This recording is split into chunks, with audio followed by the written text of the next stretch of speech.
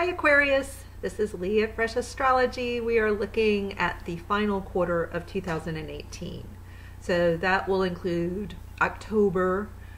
And even though I'm starting this more than midway through October in your case, the mood of October and the general stuff I'm going to say about October and November will apply. So a lot of the stuff you've already experienced, or you kind of understand what I mean, and some of the stuff maybe it'll be put off till November in terms of your real life and how things play out. And sometimes these themes are just there in the moment, but also kind of playing out, moving forward. So you may see some of the things happening now having an impact over the next few months. So the reason I am doing this, for those of you who've been watching me for a while, is as you know, if you've been watching me for a while, you know I have a coaching business, and I'm launching, in addition to the coaching business, I'm launching another company called Tribe. And that just takes a lot of work to launch a company, and to do everything that I need to do. My time is getting very stretched thin. And so I'm trying to figure out a way to still do these free monthly, or in this now quarterly forecasts, to do them at all. Can I still offer this free service? Which I actually enjoy. I don't do this because I feel forced to do it. I do it because I really like it. And after being here since 2011, I have kind of a relationship with you guys. I have, an audience that for whatever reason is stuck around and seems to relate with me. So it's like we're a community, and I feel it too. I feel connected to all of you. And so it would be weird just to stop. It would be very strange. It would feel like, cutting off, an appendage or something. So I don't want to do that. Who wants to do that? So I'm still here in the best way I can be right now. So, and to do them monthly, I tried some experiments doing them live, just kind of on the fly, but I think it was too abrupt of a change for people, and I didn't get a lot of positive feedback on doing it that way. So for me to do it in a more formal kind of sit down and do this a certain way, I've got to do it this way. So it's just quarterly at this point. So let's move into the forecast. What is distinguished about October and moving into November is this Venus opposition to, and what has recently been also Sun opposition to Uranus. And so it's such a strong opposition that it's noteworthy and has an impact on this month and November, and that you're feeling it somewhere. If you're rising, now this forecast will apply whether you're Sun Aquarius, Moon Aquarius, rising, but I think rising signs feel it in the areas that we discussed the strongest. Then your Sun sign would come next, and then the Moon. But sometimes that it's shaken up a bit, and sometimes you'll find that your Sun sign forecast will sound more true. Sometimes you'll even find your Moon forecast sounds the most true, and it just depends on you, what's prominent in your chart, what year you were born, what area of the world you were born in. That all impacts this too. But I would say especially for rising Aquarius, you'll feel it in the areas I'm talking about the most. But Sun sign and Moon sign will still resonate somehow with this, some more than others, and just know that that's the way this works if we do it for such a general audience. But for the average Aquarius, and especially Aquarius rising, the area where Venus retrograde is right now, and the area where the Sun is right now as I do this, is up at the top of your chart on the midheaven. So this is the midheaven, and the three other angles of the chart are considered stronger than every other degree in the chart, in terms of just generalized degrees, because the chart itself is in 360 degrees, and then these four angles which take up the very top, the very bottom, and the most all the way to the left, all the way to the right. So it ends up looking like a kind of a cross with each point on each end being an angle. Those tend to trigger certain moments in life, and they tend to be a little stronger, especially when you have an outer planet, a transpersonal planet, moving over an angle as you do. This also happens to be your patron planet of Uranus. So Uranus is retrograde, Venus is retrograde, and that further heightens the meaning of this. So with Venus retrograde, if you just take that alone, it could be the return of someone from your past. Something from the past coming back in to impact you, perhaps with work and career direction, an old boss, an old colleague. You might find that there's this influence from the past in some way. Or you're returning to something you did, or you're rethinking something about your career direction, you're rethinking. And it may have to do with a woman, it may have to do with, if your job or career direction, or the career direction you want to take. So it's either your current career, or if you want to switch paths.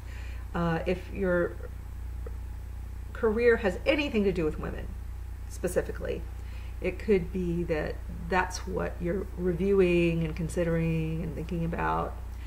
When planets are retrograde, especially your personal planet. Uranus is not a personal planet, but your personal planet, because it vibes with Aquarius so well. When your personal planet is going over an angle in your chart and retrograde, and is in opposition to another angle, this strengthens the influence and would suggest that you're undergoing some big decisions and thinking things through carefully, perhaps surprisingly. Maybe there's some kind of surprise with a parent. There may be, because the midheaven and the Emem Coeli, the base point, it's not just about home and work, it's also about parents. So if you are a parent, then this could show something about you as a parent. That thing could be there. If you have parents, which we all do, now some people don't know who their parents are, but it could be that within you, this theme of not knowing who your parents are is big for you right now. But if you do know who your parents are and they're still in your life, they're still alive, then maybe something big is going on for a parent, perhaps a move or some disruption, something that's a little surprising, maybe a little disruptive. So there may have been a hiccup with parents, or the theme of parents. Maybe more than a hiccup, but I'll just say a hiccup. And you may already know what this is. If you don't, then just emotionally know that, things change in life on a dime. It's good to come to grips with that as we mature, as we age, just to know that life can change in an instant. In an instant. And we don't have control, especially what happens to other people. We do have some control over ourselves. That's where we have the most control. But, if something's happening with a family member, real estate property, a parent, we don't have a lot of control over that, and we have to know life changes all the time.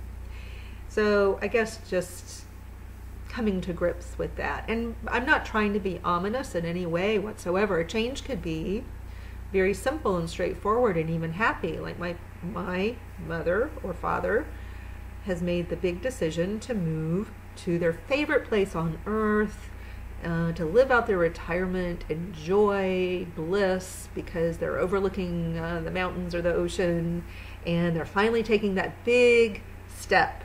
And they announced it unexpectedly at a dinner party or on the phone to you.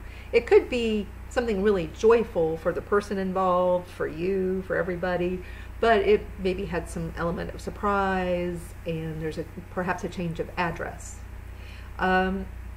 You may decide, well, let's just take that scenario, and this could be playing out in a variety of ways.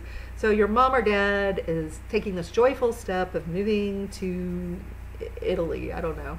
And if you live in Italy, that's not so huge, but maybe if you live in Italy, your parents are finally moving to the Caribbean, but somewhere different, and it's a bigger change with home, with family, and you decide unexpectedly, because you didn't even expect them to announce that. You didn't expect them to say Italy. You didn't expect them to say the Caribbean.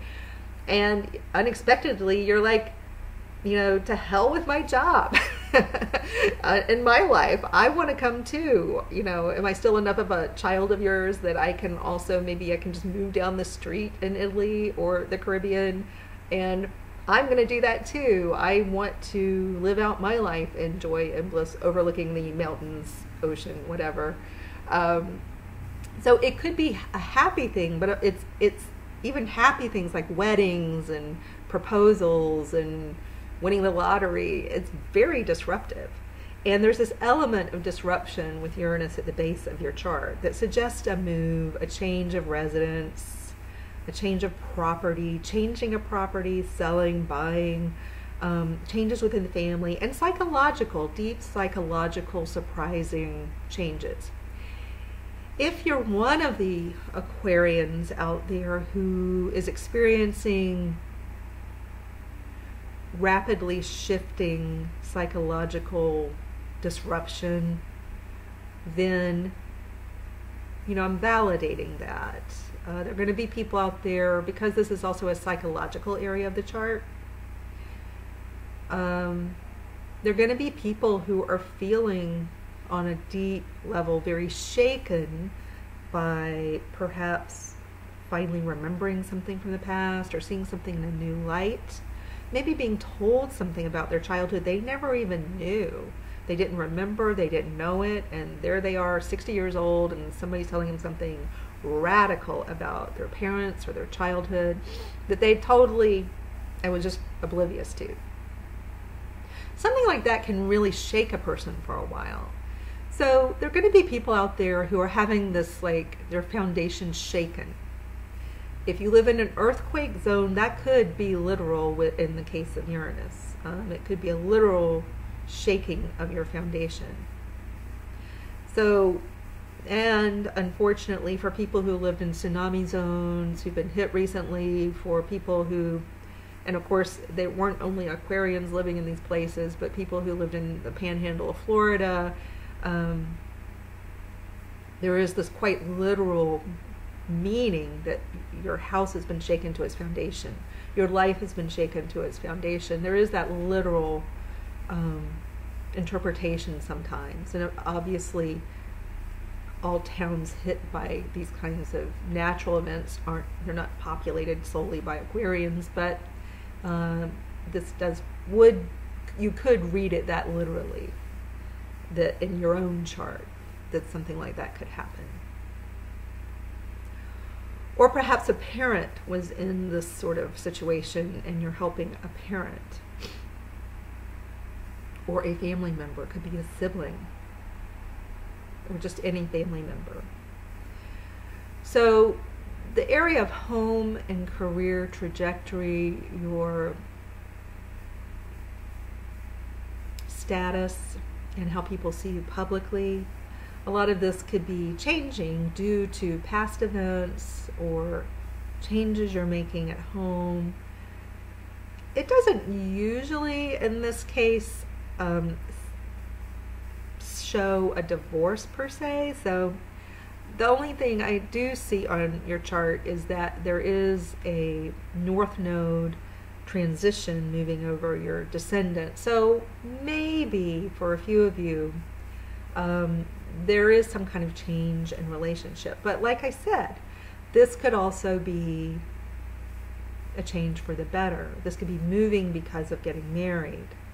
So it could go either way. It could be a happy relationship transition or one that's not so ideal. But these influences really dominate October and November. So let's move on. I'm going to move more kind of toward the end of November.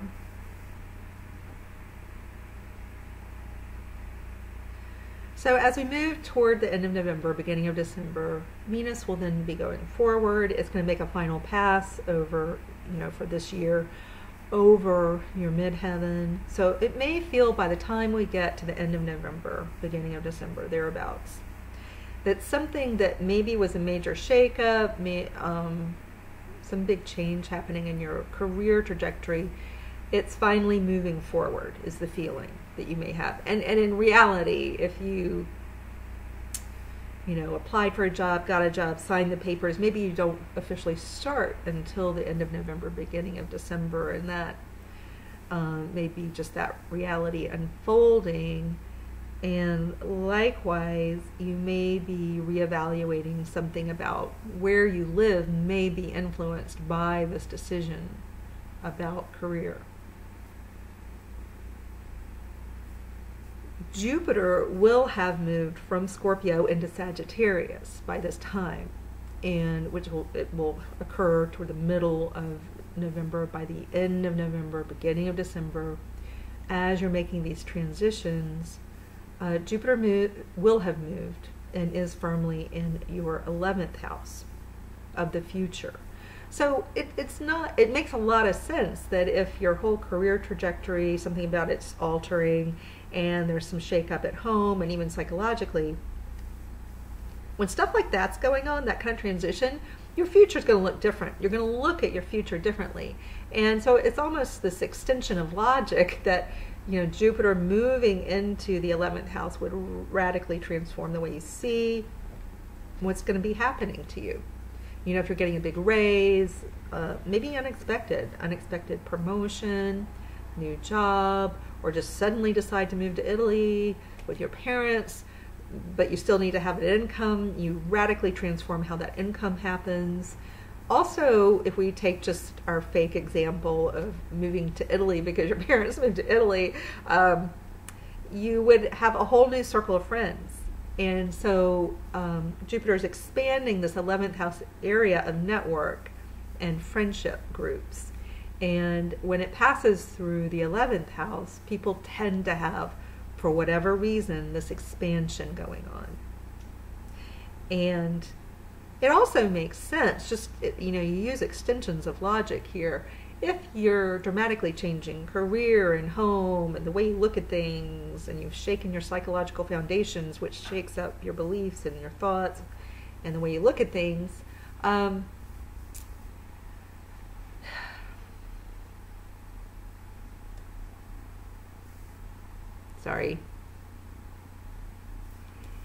it makes sense that if you're meeting new people, I'm trying to think how to string this together. If you're meeting new people and your world starts to open up and get cracked open because of new people entering your world, they themselves can then loop around and change something about where you live, how you think. So a lot of these things play off of each other. That's what I'm trying to say, is that expanding your world and your network can come back and help you change where you live, because maybe somebody tells you about somebody looking to buy a house or a condo right where you own your old one, and then maybe other people open doors so you can find a place to rent or buy in a new location. So friends can open doorways. So think of it that way. It's not just meeting people, but they open doors that may, in turn, also change something about where you live or how you live or with whom, where you work, how you work, with whom. So that just that by virtue of Jupiter being in the 11th house, it could be impacting these other things we've been talking about. Remember, I said these things don't take place at a fixed time for everybody. There's this very slippery quality to time anyway, in reality. It isn't linear the way we think it is. We just experience it that way, so we tend to believe it's that way. It isn't really. Time is very slippery and more like spaghetti and hard for us to understand that way. But believe that even though we were talking earlier about the October impacts with new people, maybe a new job, rethinking something, parents, and then Jupiter later, in November goes into the 11th house, time is slippery. Jupiter going into, the very fact that Jupiter then goes into the 11th house could come back and cause those same ripple effects, if you follow what I mean. We just can't think of time as linear, essentially. The North Node will have changed from the 7th house, where it's been for a while in Leo. It will have changed and moved into Cancer in your 6th house. So that again suggests a shift in work and schedule. So there, you went from the 9-to-5 grind in a busy, polluted city, and now you're on the mountains in the Caribbean or Italy, and your schedule is different. Maybe it's more nurturing. Maybe suddenly you want to nurture yourself with a better feeling schedule. Something to think about. How do you self-nurture? Can your lifestyle and your work, because a lot of times we grow up thinking work is just work, you have to do it, regardless of whether you like it, regardless of whether it feels nurturing. Nurturing is something that takes place outside the workplace. That's the way many of us grew up. You don't look for being nurtured at work. That's not where you look for warm, fuzzy stuff. You just have to go do it to get the money, so then hopefully you have enough life left to, try to find good stuff there. But, maybe a lot of us, me included, are trying to shift that paradigm. Can work be a more nurturing, fulfilling experience? Can it serve us in more ways than just getting a paycheck or bringing in money? Can it be better? Is a good question to be asking yourself, or for everybody to be asking themselves. So lots of new work start feelings to your chart. So, let me know in comments what's happening. For some people, there is a strong suggestion for Aquarius that there are health issues going on in your life and the world around you. So sometimes it seems like what's going on with us is more prominent when we have stars like this. Sometimes it seems like people around us are experiencing more health struggle, and they're close to us, and we just want to be there for them, and maybe we're spending some time visiting them or thinking about them because they're going through it, but it impacts us because of that. So there is this idea that people around you could have health struggles or complications. There may have been a death in the family for some of you. And again, don't see this as a prediction for every single Aquarius out there, but when you have Pluto and Saturn in your 12th house, this does come up. And so, again, this would just be a validation of something you already know about. These planets have been here for a while. There's nothing new here. So don't get scared by just the thought of that. But for those of you experiencing it, it may be helpful to validate it here.